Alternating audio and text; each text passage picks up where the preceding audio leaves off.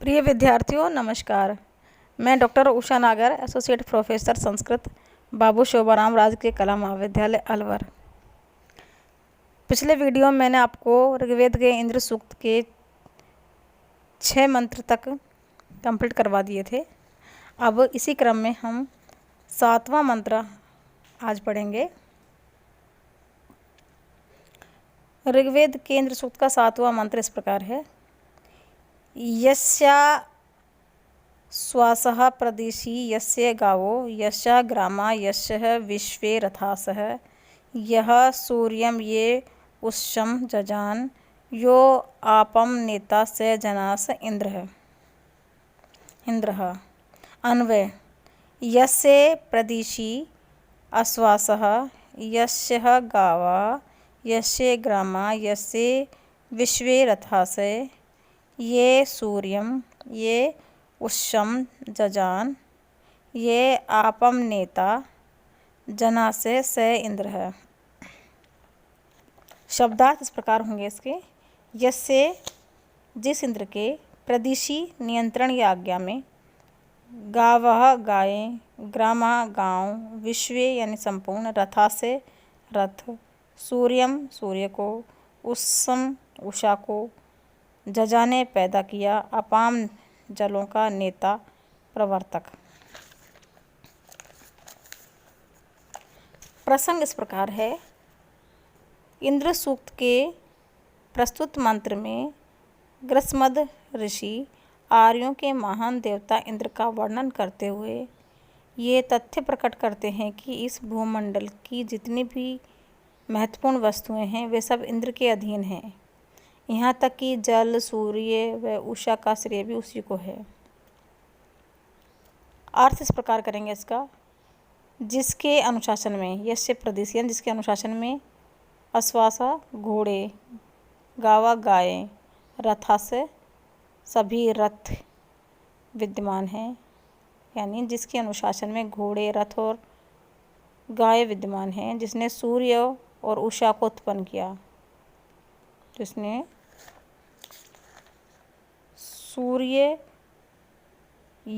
सूर्यम ये उषम जजान यानी जिसने सूर्य और उषा को उत्पन्न किया, जो जलों को बहाने वाला है, हे लोगों वही इंद्र है। इसको पुनः देख ले, ये इम्पोर्टेंट है, दोबारा एग्जाम में आ सकता है आप ये। जिसके अनुशासन में घोड़े, गाय और रथ सभी विद्यमान हैं, जिसने सूर्य और उषा को उत्पन्न किया, जो जलों को बहाने वाला है, हे लोगों वही इंद्र है। टिप्पणी इस प्रकार है। इस मंत्र के पूर्वार्ध में अर्थात पहले व दूसरे चरण में यस्य शब्द का 4 बार प्रयोग हुआ है, जो उन वस्तुओं के साथ इंद्र के संबंध की सुदृढ़ता को व्यक्त करता है। यही स्थिति तीसरे चरण में भी 2 बार आने वाले ये शब्द की है। इस प्रकार के प्रयोगों से इंद्र का महत्व तो प्रतिपादित हो ही जाता है, किंतु यदि इव शब्द, इन शब्दों का इसी रूप में हिंदी में अनुवाद किया जाए तो हिंदी की शैली के अनुसार ये अच्छा नहीं लगेगा। अतः हिंदी अर्थ में यस्य अथवा ये का एक ही बार प्रयोग किया गया है। अश्वास है, रथा से ये शब्द वैदिक संस्कृत के पुल्लिंग प्रथमा बहुवचन के रूप हैं। लौकिक संस्कृत में इस प्रकार के रूप नहीं बनते हैं। तीसरा बिंदु है इसका। इंद्र को अपाम नेता कहा गया है। वैसे तो जल का क्षेत्र वरुण के आधिपत्य में माना गया है, किंतु इंद्र का भी जल से संबंध है। इसी ने वृत्र का वध करके जलों को बहाया। भागवत पुराण के विवरण के अनुसार जब श्री कृष्ण ने गोकुल के गोपिकाओं को गोवर्धन पर्वत की पूजा करने की सलाह दी तो इंद्रदेव कुपित हो गए तथा 1 सप्ताह तक घनघोर वर्षा करके उन्होंने अपने क्रोध का परिचय दिया। इस अंतर्कथा से भी ज्ञात होता है कि इंद्र जल का वर्षक देव है।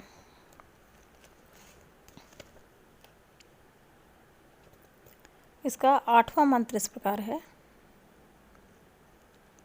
ये आपका 7वां मंत्र पूरा हो गया है। 8वां मंत्र मैं आपके सामने वाचन करती हूँ। इस प्रकार है। ये क्रंदसी संयति विहेयते परे अवर उभया अमित्रः समानं चित्तरथमात् स्थितवांसा नाना हवेते से जनास इंद्र है। इसका अन्वय इस प्रकार करेंगे। यम संयति क्रंदसी विहेयते परे अवरे उभया अमित्रा समानम चित्त रथम आथ स्थवांसा नाना हवेते जनासे सह इंद्र। शब्दार्थ इस प्रकार हैं। यम जिस इंद्र को, संयति परस्पर संघर्ष करती हुई, क्रंदसी शोर मचाती हुई,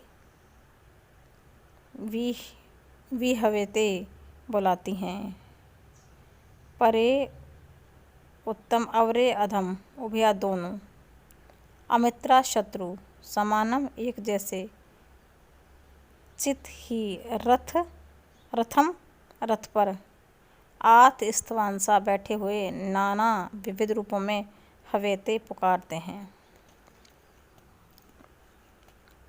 ये इसके शब्दार्थ हुए। प्रसंग इस प्रकार है। उक्त मंत्र ऋग्वेद के इंद्र सूक्त से लिया गया है।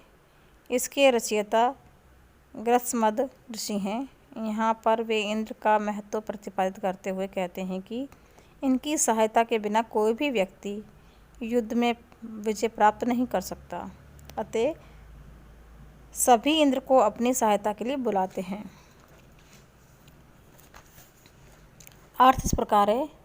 जिसको युद्ध में परस्पर मिलती हुई और कोलाहल करती हुई दो विरोधी सेनाएं पृथक पृथक रूप में बुलाती हैं। उत्कृष्ट और निकृष्ट, परे अवरे, इसका अर्थ है उत्कृष्ट और निकृष्ट, उत्तम और अधम दोनों। उत्कृष्ट और निकृष्ट दोनों ही शत्रु जिसका विजय के लिए आह्वान करते हैं। एक ही रथ पर विद्यमान दो योद्धा जिसको भिन्न भिन्न प्रकार से सहायता के लिए बुलाते हैं। हे पुरुषों, हे मनुष्यों, वह इंद्र है। इस पर टिप्पणी इस प्रकार है। इंद्र आर्यों का युद्ध प्रिय देवता है जिसे वे अपनी विजय के लिए बुलाते हैं, किंतु ये आवश्यक नहीं कि आर्य लोग सदा अपने शत्रु से ही युद्ध करें। कभी कभी वो आपस में भी झगड़ पड़ते थे। इस मंत्र में इसी का वर्णन है। तभी तो दोनों पक्षों के लोग इस इंद्र को अपनी अपनी सहायता के लिए पुकारते हैं।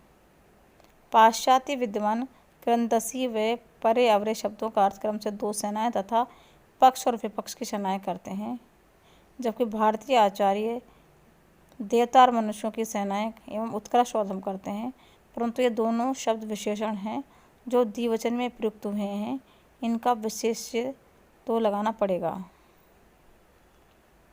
एक ही रथ पर दो व्यक्ति युद्ध के समय बैठा करते थे।